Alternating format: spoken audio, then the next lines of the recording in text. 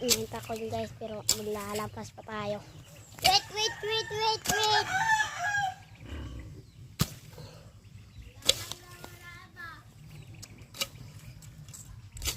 Ikaw hayahay ka naman balay. May naman may trabaho on.